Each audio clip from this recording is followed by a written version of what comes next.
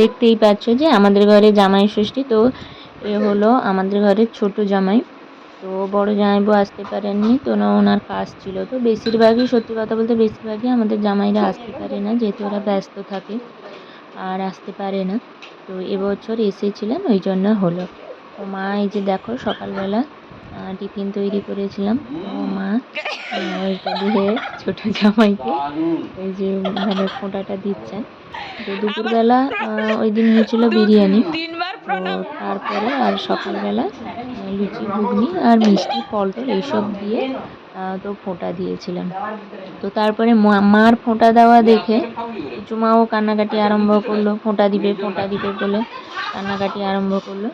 তো ওকে শান্ত করার জন্য বললাম ফোঁটা দেওয়ার কথা। এবার দেখো ও ফোঁটা দিবে বলে তৈরি হয়েছে, তো ও পিসুকে ফোঁটা দিচ্ছে। আর দেখতেই পাচ্ছ যে ফোঁটা দিচ্ছে।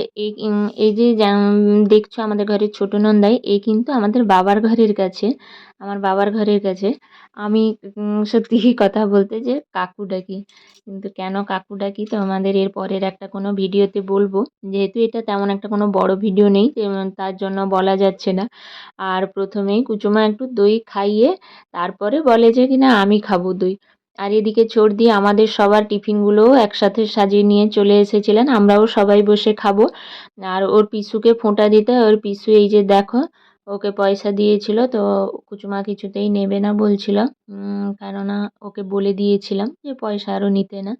তো ওই জন্য ও নিবে না বলছিল, কিন্তু ওর পিসু ওকে জোর করেই রীতিমতো পয়সাটা দিল। আর এখানে দেখো আমাদের ঘর মানে বিরিয়ানির প্রস্তুতি পর্ব চলছে। তো তোমাদের দাদাভাই কিন্তু ঘরে ছিল না, তো তোমাদের দাদাভাই গিয়েছিল বাবার বাড়ি। ও মানে